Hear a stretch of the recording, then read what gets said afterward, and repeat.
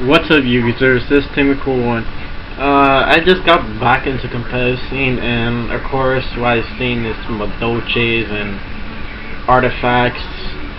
Merbo's still alive around there, and Boojins. And I went to my to this new locals at Sunset Place. That's it's called the Game Exchange. You guys should go visit. I'll have their webpage down below. I made top 8 out of 37 people, and I had fun with it.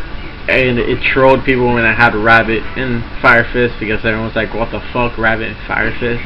Which we haven't seen that in like since Mermos that came out. Rabbit was main, and I thought it was a better way to run the deck, because since Evil Swarms run it, why not? I should run it, and it's 2,000 beer to run over Ryo. And plus, they have their, not Lance, but their own card that made Game 1000, which is really good. Let's jump right to the deck. I run triple Jinward Werewolf. People were asking me in my locals why I don't run Voice Raider instead of him. And I quit signing to DDV. I see like minimal hit with DDV other than Mermos, and there's nothing else I see, because Mermos I just side really heavy against them, which I have. This is not the basic deck I had. I was missing Torrential. So I ran Pokemon instead. And I didn't have Maxi, so I ran Veiler. But this is the build I would have played if I had it.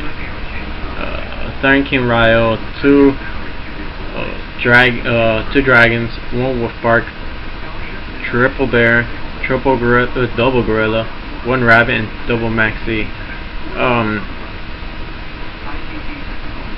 And also, I didn't really want to depend on Wolf Bark only for me to exceed other than 10-2. That's the only reason why I make Rabbit main, and also it thins out the deck more. It doesn't matter if you draw 2 Jinward Werewolf, it doesn't matter, they're 2,000 beaters, they can't get Fiendish Shane, and they become a 3k beater with a Tinsen. Most usually it's just me trying to get a +1 error return with my opponent as much as I can without Karkar-D, because Karkar-D is really slow in this format. Other than artifacts who run it, because they just set their stuff and explode their shit.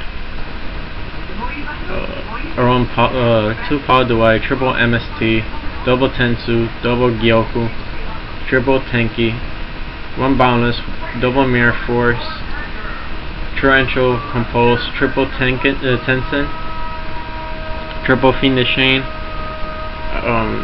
and Solemn Warning. A lot of people in my locals were saying why people were running Breakthrough.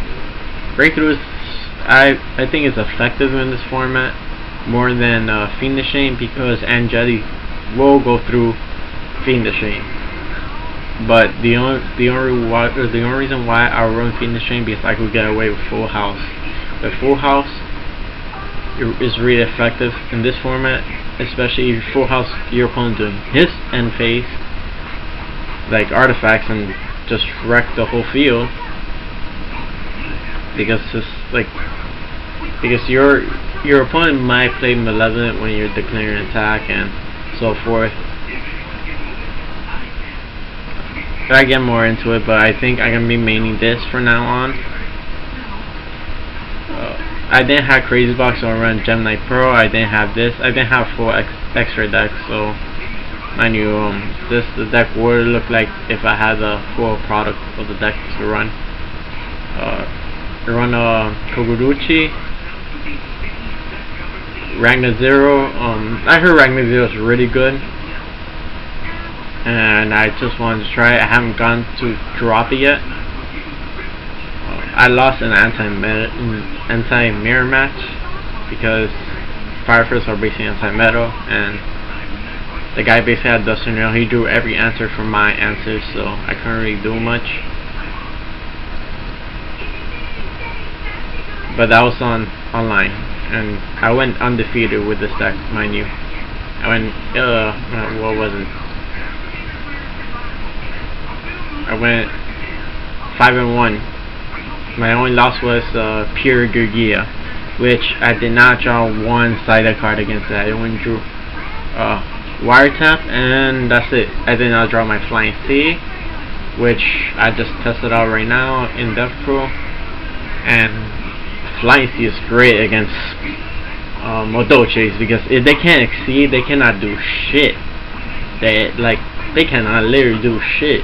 And also you could do against what call this deck? Artifacts. Artifacts, they focus on exceeding too. The only reason I don't side against dragons or mermaids because they could synchro, but that's when the other side of the side that comes and pushes in more.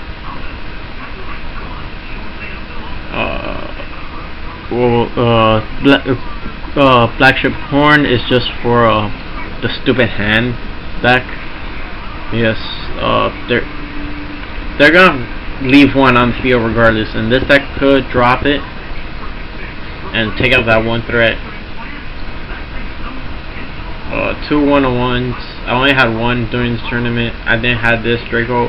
This card would have gotten me so many games if I had it, because with him you run continuous regardless, and he's amazing. I went into this, I think, 4 times during the tournament, and I got stopped, I think, once. I played 2 of these during the tournament. You really just need one. I used it against Chaos Dragons, returned his Darks, and he was left with nothing. That Gusto Emerald, I dropped him I think twice, and also the only reason I like using him, other than the drawing effect, is special summoning the Gene Warp back on the field and swarming the field, because why not? Is a Beast Warrior, and you speed up the deck with going to another Tiger King. Dweller for artifacts and other annoying shit. And Cowboy, this is another card I wish I had every game.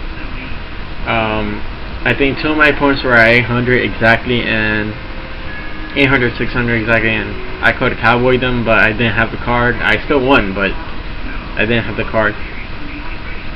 This side deck would have been like if I had full side deck. Double Fossil Diana. This hurts also artifacts, because they cannot special summon. They need to special summon. As long as you lock their special summons, they cannot do shit. Mind you, this just last week the set just came out. Now everyone has it, but most of my side deck was consist of the base on the format now.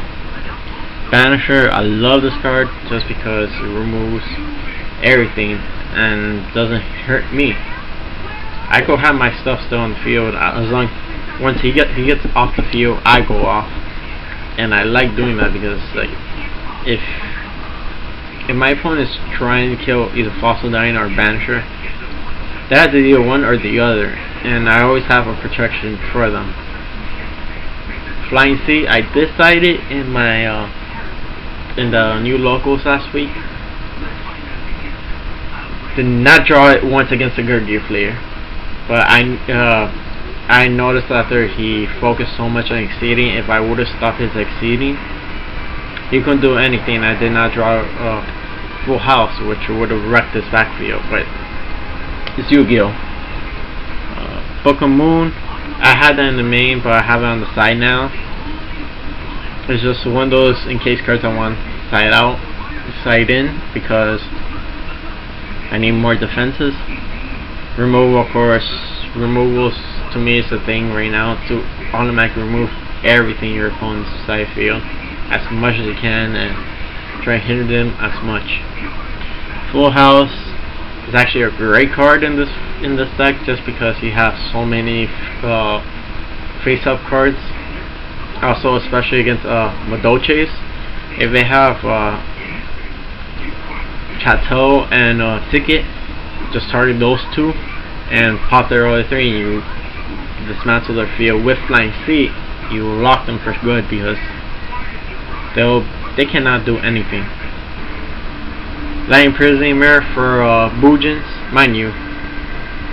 Banisher for Boojins, Defisher for Boojins, and Soul Drain.